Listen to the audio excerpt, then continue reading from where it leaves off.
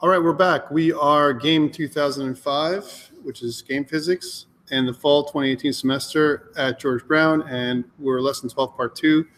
We're updating our SDL template today because we're going to be using it for the next module, which is collision detection and response.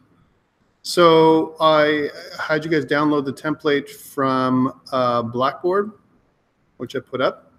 I've done this a couple times. One thing to note is I have a GitHub repo that I'm also going to put up, or I've already put up. I'm going to show it to you guys later, where you can always refer to if somehow I'm going too fast. So one of the things we want to talk about is the template. Now, normally I would launch this thing, but today, for whatever reason, my Visual Studio decided to crap out. However, I have access to the code anyway. So I'm going to go into and take a look at some of the changes I made. So under the game.h, let's just launch game.h for a second. So just as a code right now, you guys should be able to do that by going onto your game.h, which is under your headers filter, and you should see the same thing. Okay. So one thing to note is I've included an additional library called SDL image. I'm going to continue to update this SDL template. Next week, you'll get another one that'll be an update of this one. I'm trying to give you different starters to try and push you along, so you have everything you need to do collision detection and response, right? So this one here includes SDL image, which allows us to do what you're seeing right now on your screens, which is that little demo that came up with, and I can't show it to you. But basically it allows you to manipulate images and do animations and simple things like that in 2D. So that's what SDL image does. In order for me to implement this, I created a new class called texturemanager.h, okay? And let's take a look at that for a second. So I'm gonna bring that up. So here's texturemanager.h. So what is this thing? One thing to note is you have this structure right here. Okay, and does anyone know, do you guys know what this structure is when you look at it? So it's public static, and then you have this structure right here. Why would I use this thing? It's under the texturemanager.h, also under game.h for a second. So this is called, I'm implementing a Singleton pattern, Singleton design pattern. Okay, so design patterns are used. They're just the way we manipulate code in not just C++, but in other programming languages. And the Singleton design pattern here is being used so that there's only one instance ever of the texture manager class, right? So what is a texture manager class? Well, what I'm doing is, and again, I'm using some of the code that I've gotten from a book that I'm using. Basically what it is it uses something called a map, right? So on line 40 of your code, texturemanager.h, you're going to see a map structure. And the map structure is like a dictionary, right? So what it does is it gives you two parts. There is almost like an associative string. So let's say I want to store an image in this map, right? I'm going to name the image player, right? So I store the string player in the map, and then also a pointer to the player's texture also in the map. So whenever I call up player, the pointer to the player texture is returned. That's what's happening, right? And so the player, so this map structure can hold many different textures, and I can call them up by their associative string, whatever that is. So think about it as like an associative array that returns pointers to textures. So really, the texture manager class is really used as a container class to hold all of our textures. So we don't want more than one of these. So whenever I add a texture or load a texture, it gets stored inside my texture map. That's what happens. In order for me to do this, I had to implement this, again, a Singleton design pattern. And the way this is done is, number one, we create this public static pointer to the we call instance. And sometimes it's also called get instance. You might see that a lot if you look at the some code online, and if you want to implement a Singleton pattern, you might see get instance instead of instance. Here, it's just called instance. And we also have, in order for us to implement this, we have a private member, a static pointer, which is down here, which points to the texture manager a texture manager pointer itself. So that's the S_P instance pointer, right? Again, it's in the private sector. That's why it's only available through the class itself. And so what happens is we test to see first if the pointer instance has ever been used. So if the pointer instance is 0, which means it's null, I've never created an instance of texture manager at this point, right? If that's true, I then create one. So I say, so S_P instance is equal to a new texture manager. Once I've done this and I use the new keyword, what happens is I create a memory, I allocate memory on the heap, right? That's what I'm doing. And I set aside some memory for my texture manager class, my texture manager container. That's what I'm doing, right? Once I set aside this memory, I return a pointer to this instance. That's what I'm doing. So that's why it's a texture manager pointer that I'm returning, right? However, if this fails, if the pointer instance is already pointing to something, I've already got it allocated, I've already done this, then it only just returns a pointer back to whatever I have. So I never create more than one instance of the texture manager class. That's what this is doing, okay?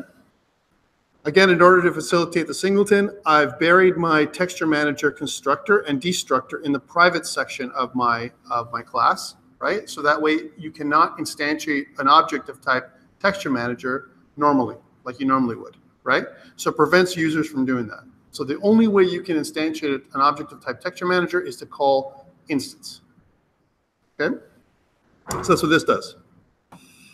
I have a few functions that are public functions that we've created. One of them is the load function, and the load function takes a file name, the string ID, which I'm going to be using to make that association in the map file, right? So, for example, I have a path.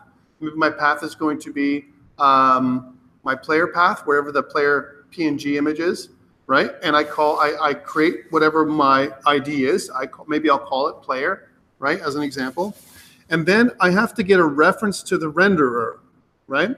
So the renderer is something that's where the player object is going to actually be drawn to, okay? Typically, we use the game.h file. That's where our game structure is, where we're going to render everything.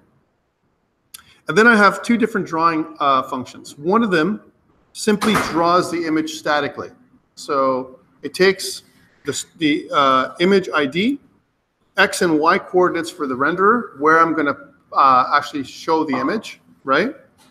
And the width and height of the image, as well as a reference to the renderer, and if the image is going to be flipped or not, right?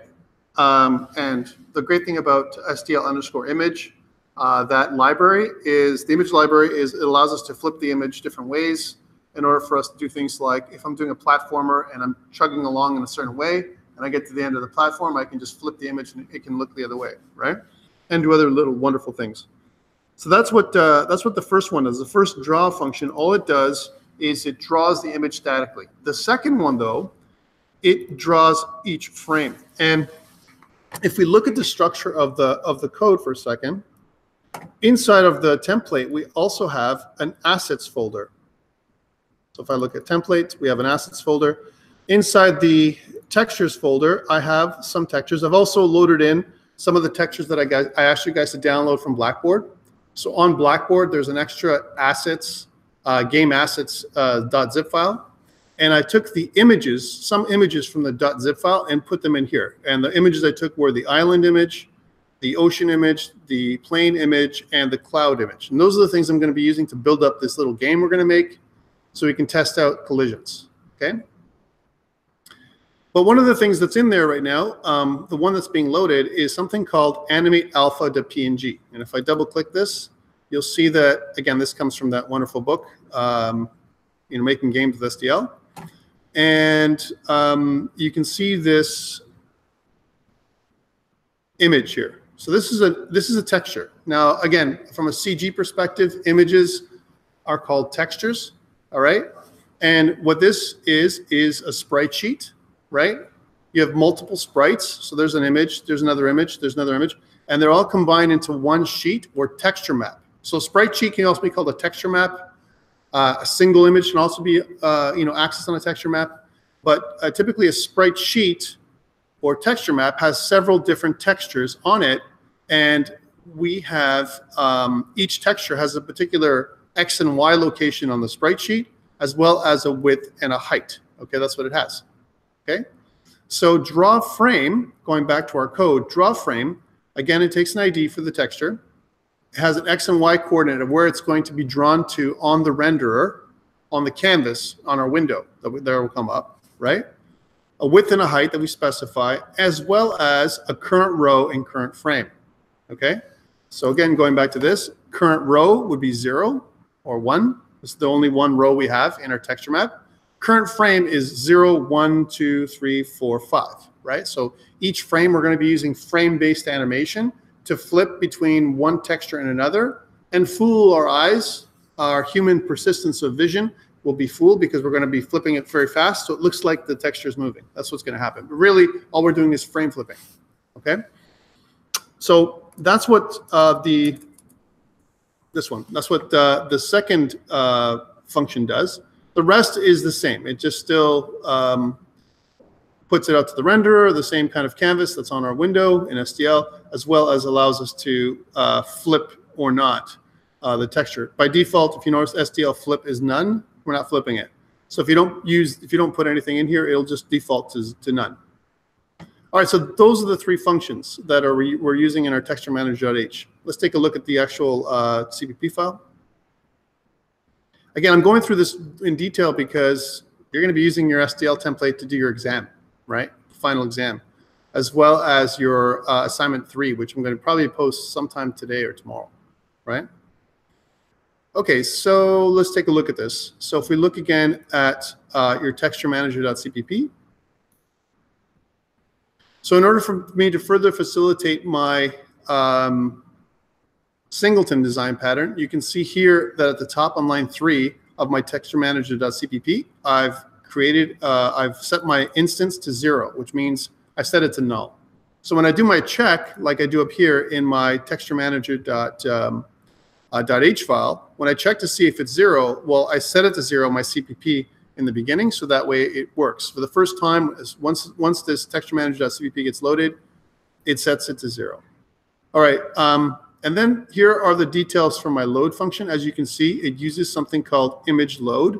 Image load comes from the SDL_image package that I've included, and it basically takes the file name, the path name where my image is, and loads it up, makes a reference to it or creates a surface, almost like a temporary texture area, someplace where I can store my texture by default.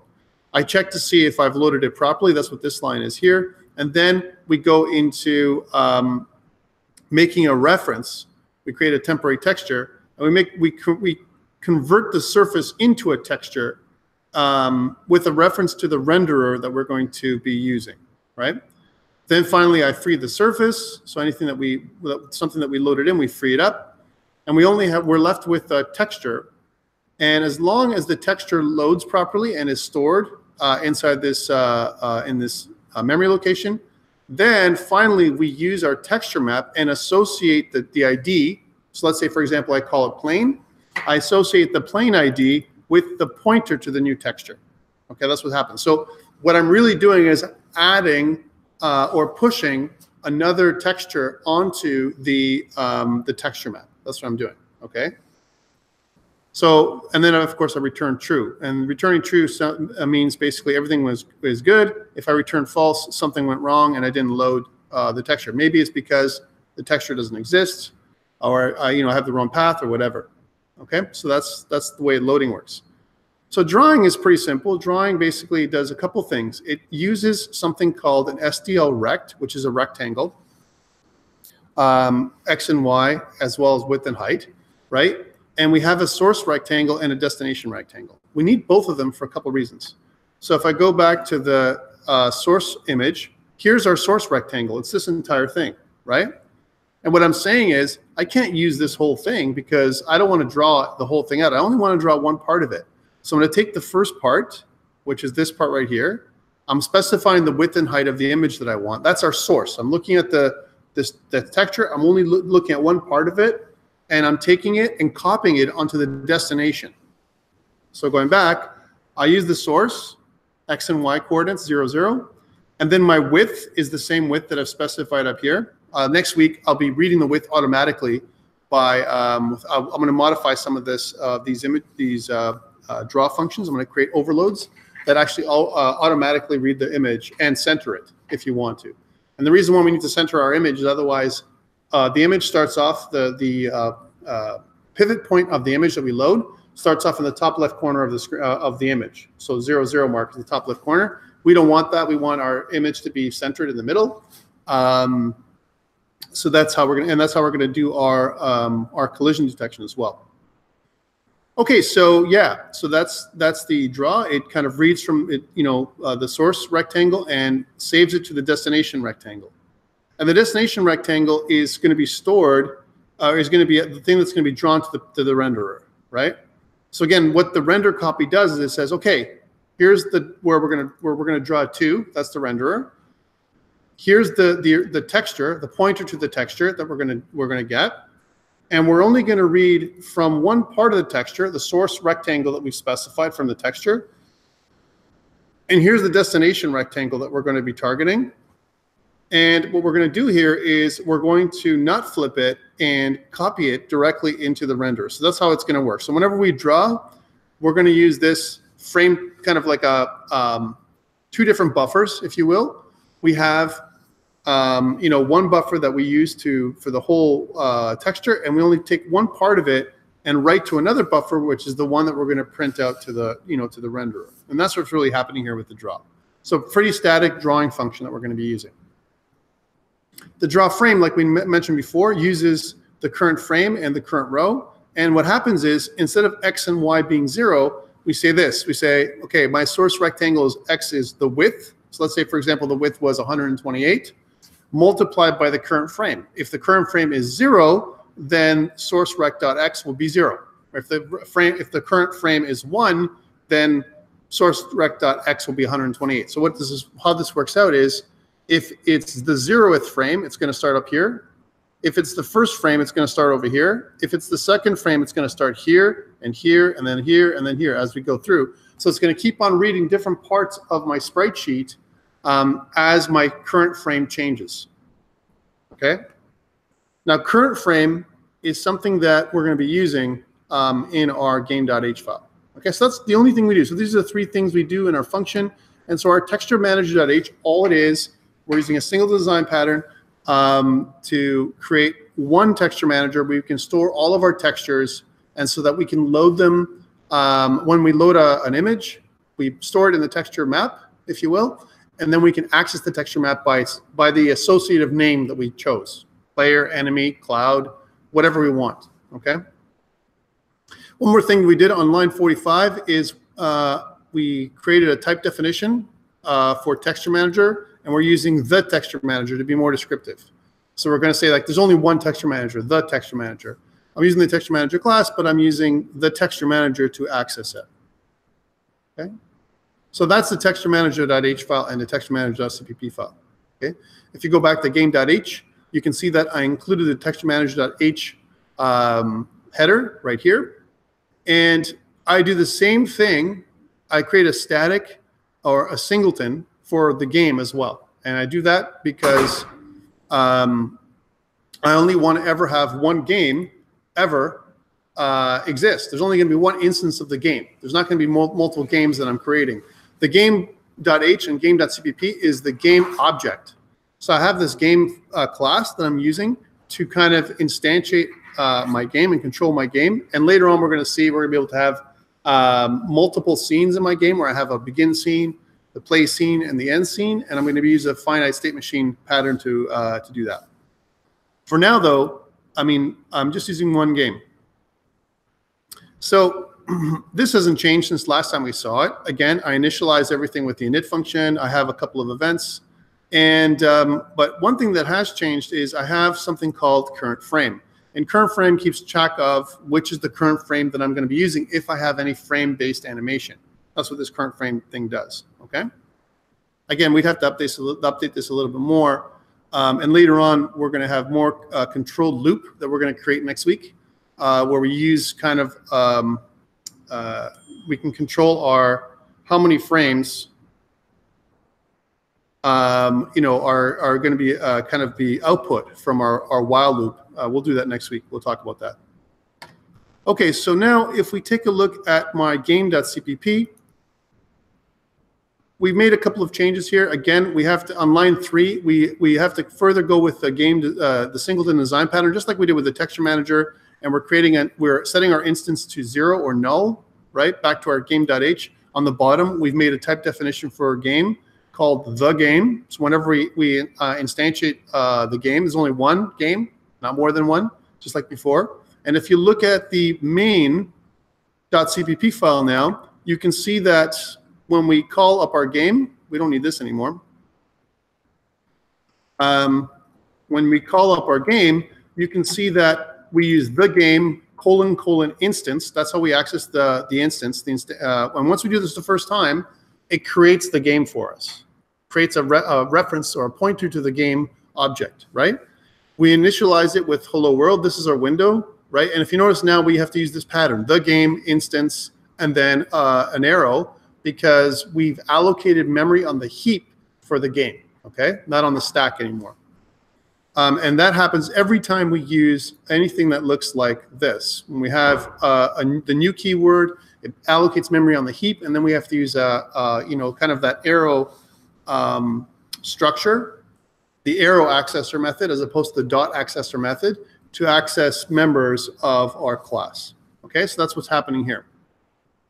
Going back to main, you can see that that's what we're doing for hello world. That's what we're doing for our handle events, our update and renderer. And these are different functions that are inside of our while loop. And this while loop is really the game loop that's running.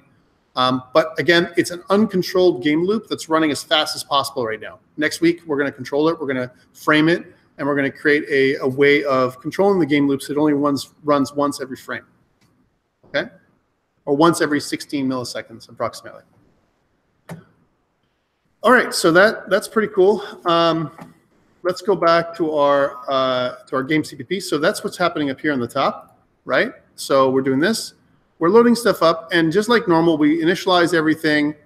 We create our window, and then down in here is the first instance where we use the texture manager. So if you notice, the texture manager here is we use the same format, the same structure, texture manager instance load, and we have our assets in. We have to kind of go up a couple times. So dot dot slash goes up from the location of where we are, and that's usually where our .exe is generated when we compile and run our game, right? And we go into the assets folder inside textures, and we find our animate. And what we've done here is we've given a friendly name for the texture called animate, and that's what's going to be used in our associative array or map to find our new pointer to that particular texture. That's what's happening. Okay. So once it's loaded, then in our renderer function, right, we clear the renderer. And what this does, again, just to recap what we did last time when we saw this, it actually wipes away the canvas or the render. Think about the window is where we're going to draw everything. And every frame, well, we'd like it to be every frame. Right now it's doing as fast as possible.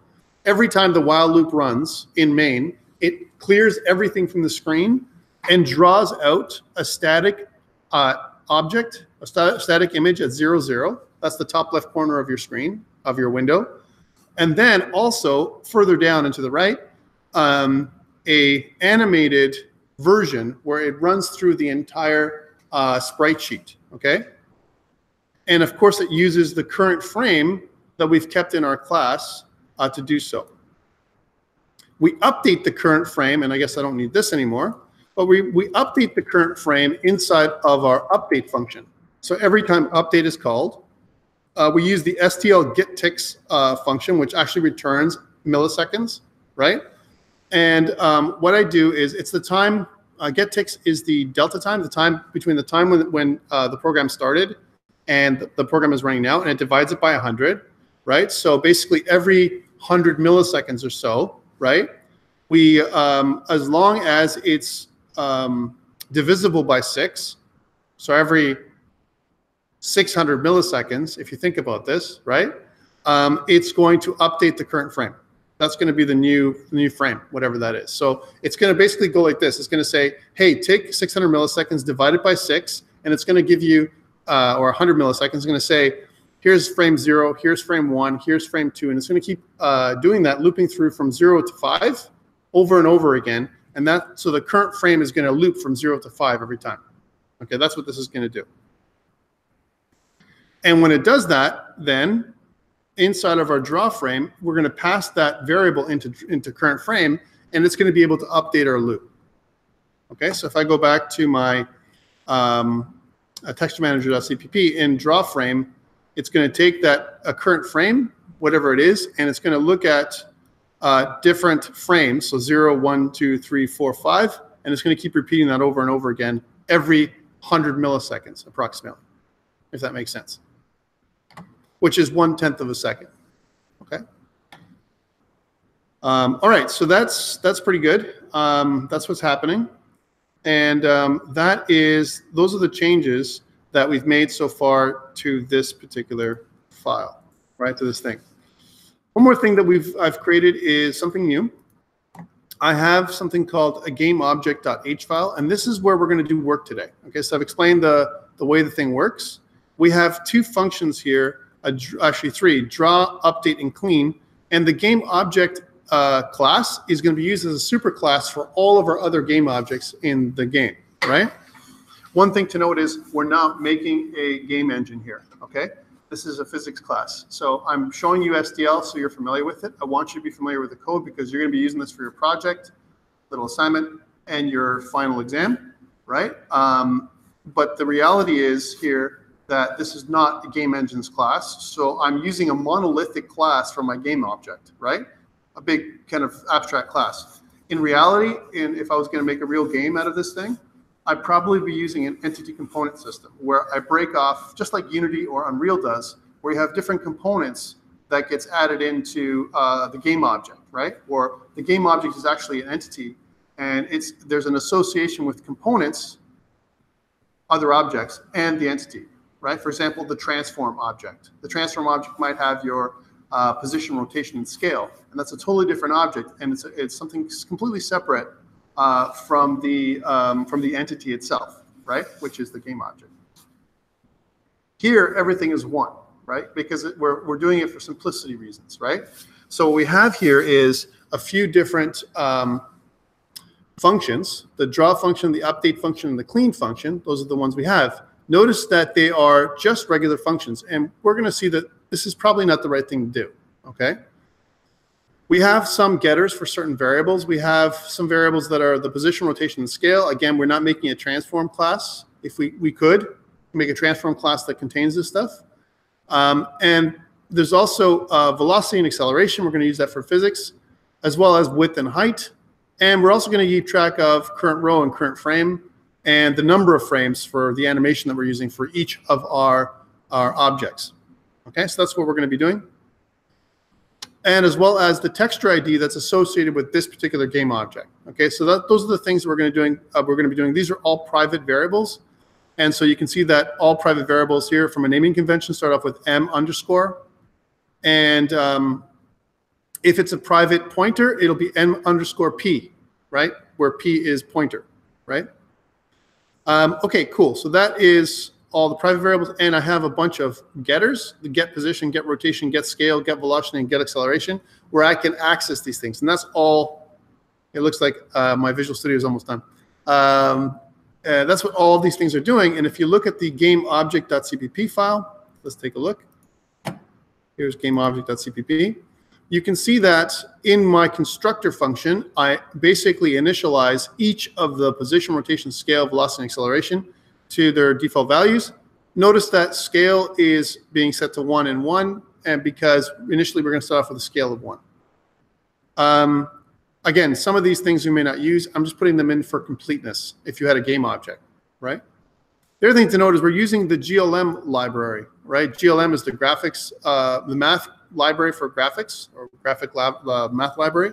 And the math library is going to have, I've already included it in your template, and it includes things like vector 2, vector 3, matrices, all the different utility functions like lerp, slurp, dot product, cross product, all that stuff that we don't have, so we don't have to make all that stuff again. Okay, it's already been made for you. We're just going to use the math library when we do this stuff. Okay, so that's the stuff we're doing here. We're initializing all these game objects, and then in our getters, all we're doing is we're returning our objects, our position, our rotation, and scale, the private objects, so we can maintain this idea of information hiding. One of the things that we do with OOP, object-oriented programming, we need to hide our private variables, and we have getters and setters to access them, whichever ones we want. Right now, we only have read-only variables that allow us to access our objects, but we can't set the object to something new. Okay, so that is our game object CPP. Let's just check and see if Visual Studio is ready for me. Probably not. Let's take a look. 89%. Just right now, it's just installing, which is very interesting. So it's taking its sweet time here to do what it's supposed to do. But we should be up probably in about another 5 minutes or so. All right, so all we've done is we've done this game object.h. What I'd like to do now is I want to create, I'll do it here in Visual Studio Code. I want you guys to do it in your Visual Studio. I want to create another file, gameobject.h, player.h, and I want to make player.cpp. Okay, now, please be careful. When you go to your filter and you right-click onto it, if you right-click on the header filter and you go to add, and I can't show you right now, but I'll do it later on, you want to go add new item, but be careful of the path. The path by default will point to the wrong path. Remember that I want to store all my files inside of the source folder, the SRC folder of my template. By default, it'll try and store it somewhere else, right? In the template folder or something else, right?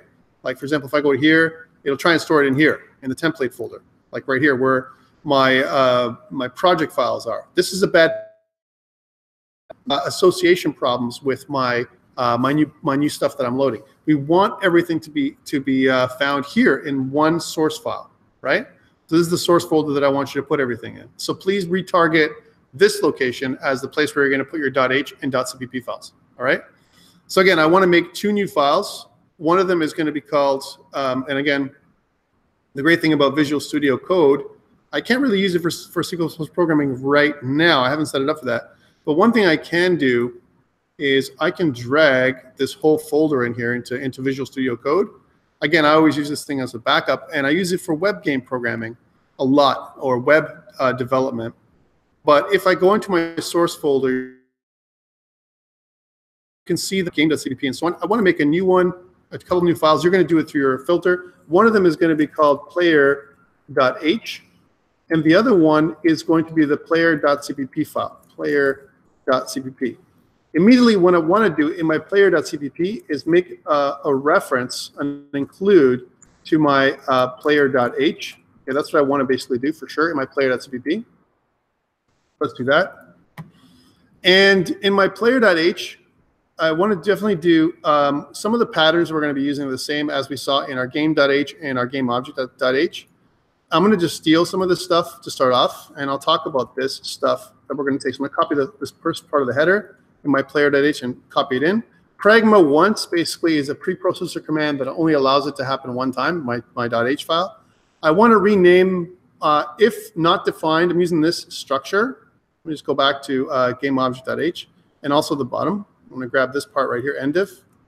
Okay, so here's my player.h. So what I have here is I want to create something called player, right? And I'm using this structure here, these preprocessor commands to say, look, I only want to define my player one time. I don't want to have multiple definitions for my player class. Okay, that's the first thing I want to do, right? So that's what I'm doing here in my player.h. Again, in Visual Studio, it would look different than Visual Studio Code, and I'm pretty sure that my Visual Studio is still not quite done. Yeah, it's getting there, but it's not quite done. When it is, we'll get to that. Okay, but now what we want to do is we want to include our gameobject.h file. That's the one thing we want to do, right? Because gameobject.h is going to be our superclass, right? Just like we've done before, what we want to do is we want to use class, and we want to call the class player. we want to inherit, the colon says, let's inherit from another class, or extend, that's what it really stands for, extends game object. Here's my game object, right? But we want to make it public. In C++, you need to use the public keyword to specify that you want to access the public elements of the game object.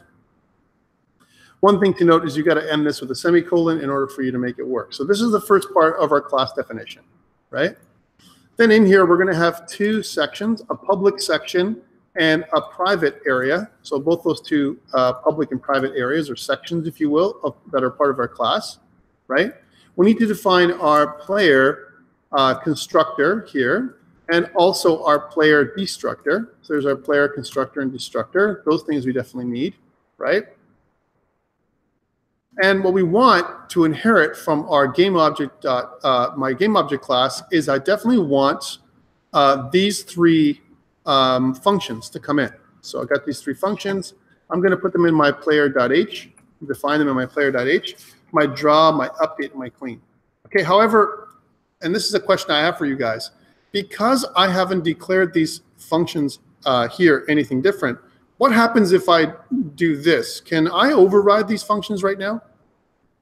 Question. I mean, this is object-oriented programming, 101 for C++. Am I overriding them if I just use the same names like this? What's really happening here, guys? Actually not. That's not what I'm doing. What I'm actually doing is creating additional copies of the same functions here in my player class, right? So in order for me not to do that, and because I'm never going to instantiate an object of type game object, I want to declare these classes or these functions as virtual, right? So let's put the virtual keyword in front of these functions, right? If I just made it virtual, then I would have to override the functions, right? I may override these functions. But if I want to make it abstract and virtual, abstract virtual makes it so that I must override these functions when I derive my new player class, right?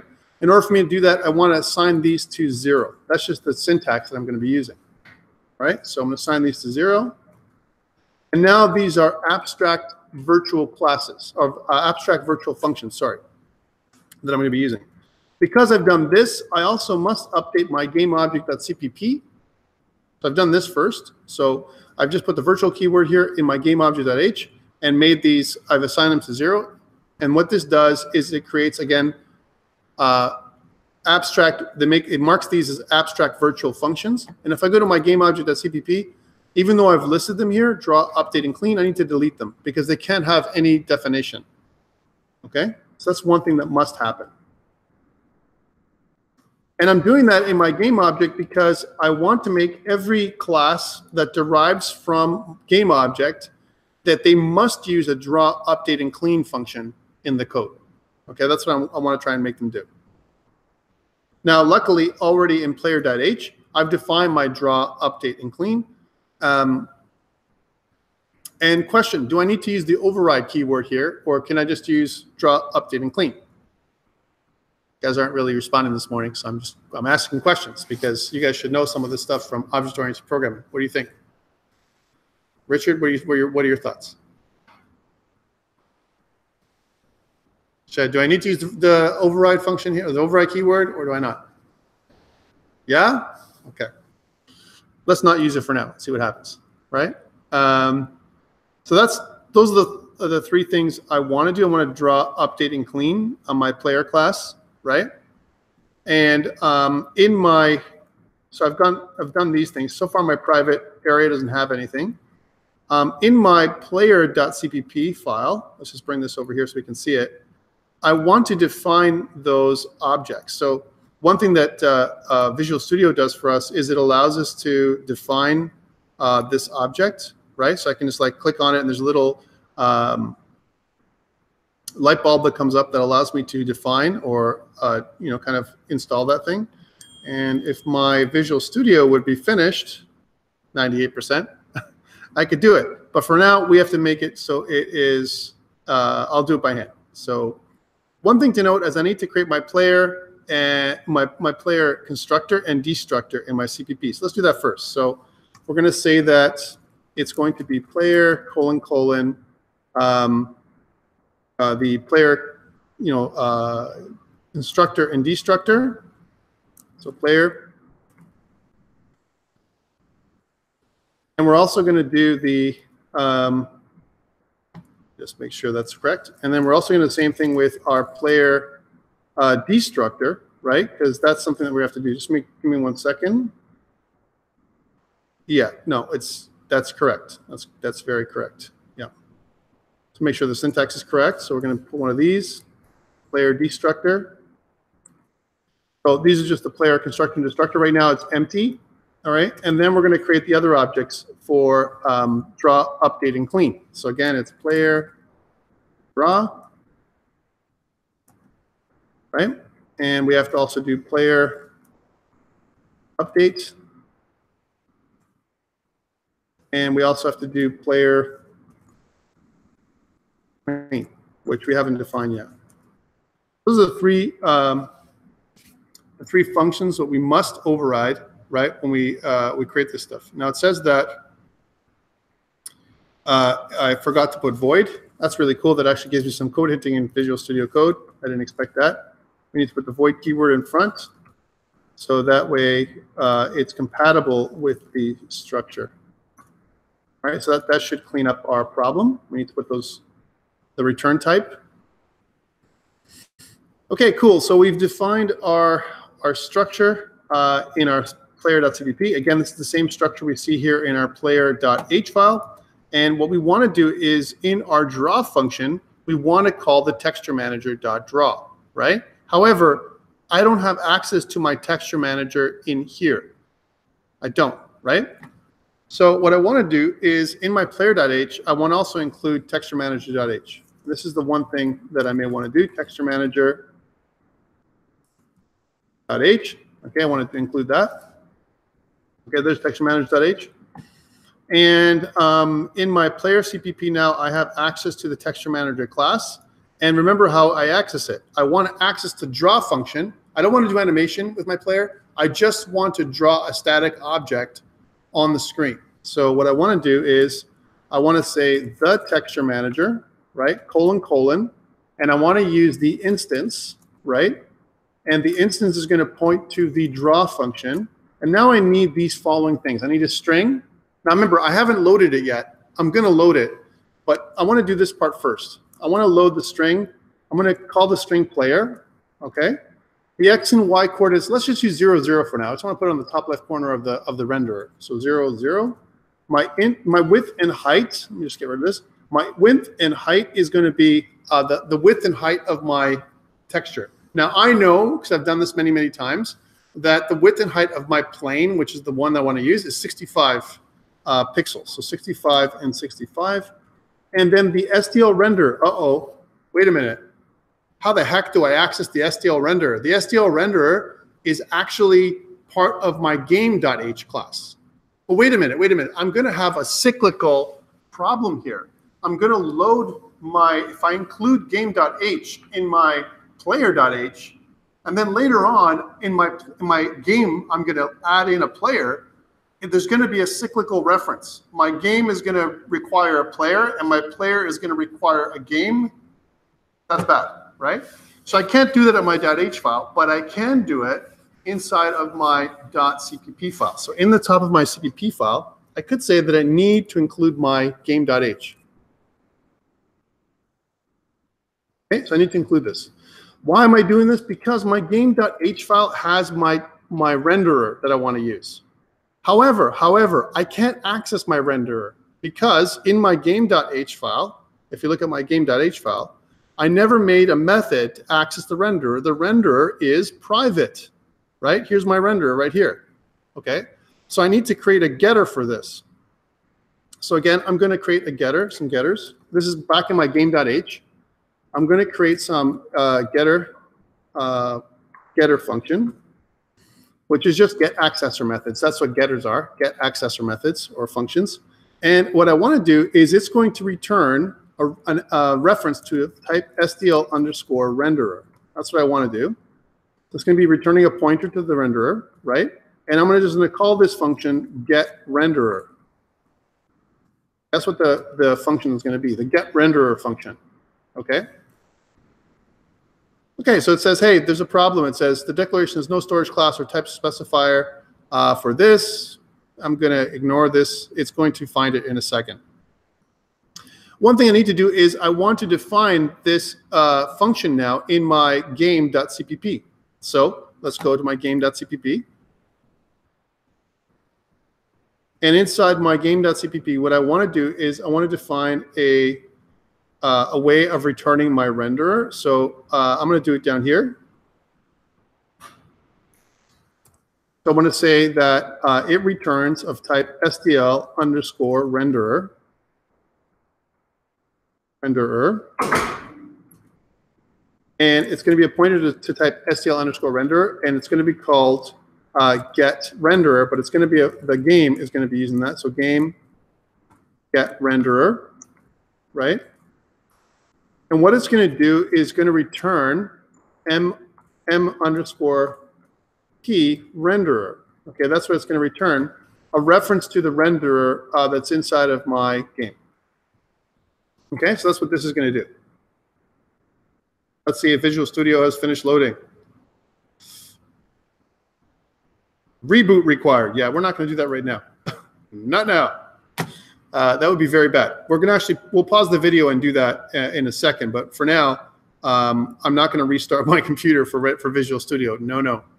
Okay, because we're still chugging along here anyway. So here's my renderer. And then what I can do is now that I have a getter for my renderer, what I can do is if I go back to my player.cpp here, right, where I was left off, I need a reference to the renderer, and now I can do it. I can say the game, here's it is, the game, : instance, right, and then get renderer, right, which is what will return a reference to the renderer that I'm going to be drawing to. The renderer is just the place on the window that I'm going to be drawing my image, okay? Great.